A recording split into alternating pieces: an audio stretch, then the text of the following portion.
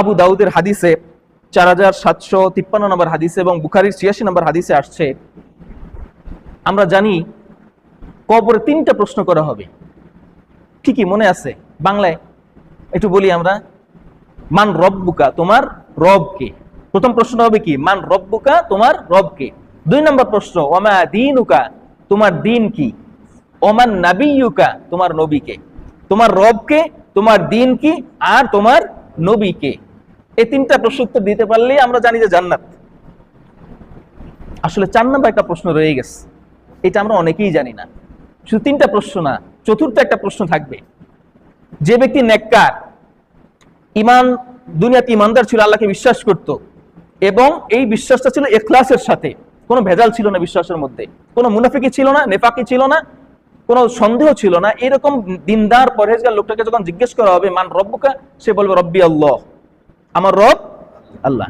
2 নম্বর প্রশ্ন করা হবে মা দীনুকা, তোমার দিন কি, সে বলবে দীনি আল ইসলাম, আমার দিন ইসলাম, আমার দিন ইসলাম। 3 নম্বর প্রশ্ন থাকবে ওমা হাযার রাজুলুল্লাযী বুইসা ফীকুম, আল্লাহ রাসূলের রওজার সাথে, তার চেহারার সাথে একটা লাইন সংযোগ দিয়ে দেওয়া হবে এবং তাকে দেখানো হবে যে মা হাযার রাজুলুল্লাযী বুইসা ফীকুম, এই লোকটা কে, যিনি তোমাদের মধ্যে প্রেরিত হয়েছিলেন, তোমাদের মাঝে আসছিলেন, এই লোকটা কে। তখন সে বলল হুয়া রাসূলুল্লাহি সাল্লাল্লাহু আলাইহি ওয়াসাল্লাম, তিনি হলেন আমাদের নবী সাইয়্যিদুনা মুহাম্মদুর রাসূলুল্লাহ সাল্লাল্লাহু আলাইহি ওয়াসাল্লাম। এটা হলো প্রকৃত মুমিন, যে মুনাফিক নয়, যার মধ্যে নিফাকি ছিল না, যার মধ্যে বিশ্বাসে কোনো বেজাল বা সন্দেহ ছিল না, যে দিনদার ছিল, সেই উত্তরগুলা দিবে। এরপরে তাকে 4র্থ নম্বর প্রশ্ন করা হবে ওমা ইউদরিকা, তোমাকে জানালো কিসে, বা তুমি জানলে কিভাবে, এই যে অ্যানসারগুলা দিলা তুমি জানলা কিভাবে। তখন সে উত্তর করবে ক্বরাআতু কিতাবাল্লাহ ফাআমানতু বিহি ওয়া সাদ্দাকতু, আমি আল্লাহর কিতাব পড়েছিলাম, এর প্রতি ঈমান এনেছিলাম, আর এটাকে সত্য বলে মেনে নিয়েছিলাম, আর কিতাবের মধ্যে আমি পেয়েছি আমার রব আল্লাহ, আমার দিন ইসলাম, আমার নবী মুহাম্মদুর রাসূলুল্লাহ সাল্লাল্লাহু আলাইহি ওয়াসাল্লাম। তাইলে যে কিতাব পড়ে নাই সে কি এটা বলতে পারবে? 4 নম্বর প্রশ্ন, সে তো বলতে পারবে না।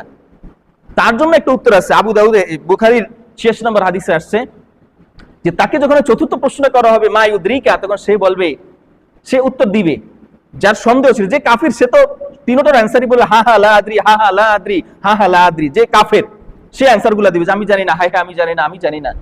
কিন্তু যে ইমানদার ছিল কিন্তু মুনাফিক ছিল, বা তার মনে সন্দেহ ছিল, মুরতাদ ছিল বা মুনাফিক ছিল, সে বলবে যে লা আদ্রি সামিআতুন নাস ইয়াকুলুনা শাইয়ান ফাকুলতুহু, আমি এটা জানি না, যেগুলো আমি কোত্থেকে জানছি, তবে আমি দুনিয়ার জীবনে যখন ছিলাম তখন সামিআতুন নাস ইয়াকুলুনা শাইয়ান, মানুষকে বলতে শুনছি, কিছু একটা তারা বলছে, সেটা শুনছি আর আমি সেটা বলছি।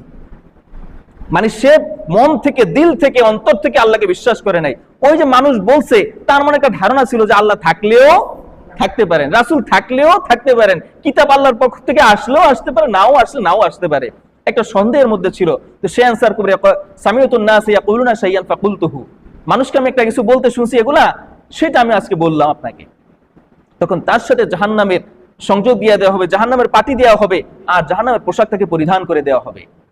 তো দেখেন, পড়ার গুরুত্ব দুনিয়াতে, কবরে এবং হাসরে। আগে পিছনে আমরা রুহের জগতে কি ছিলাম না ছিলাম সেটার দরকার নাই, সেখানে আমরা সাক্ষ্য দিয়ে আসছি যে আমরা আল্লাহকে স্বীকার করে নিয়েছি, আল্লাহ আমাদের রব। কিন্তু দুনিয়ার জীবনে আমাদের প্রথম দায়িত্ব, প্রথম ফরজ হলো পড়াশোনা করা। কবরে গেলেও এই পড়াশোনা লাগবে, আর আখিরাতেও এই পড়াশোনা করা লাগবে। এই জন্য পড়াশোনার বিকল্প কিছু নাই।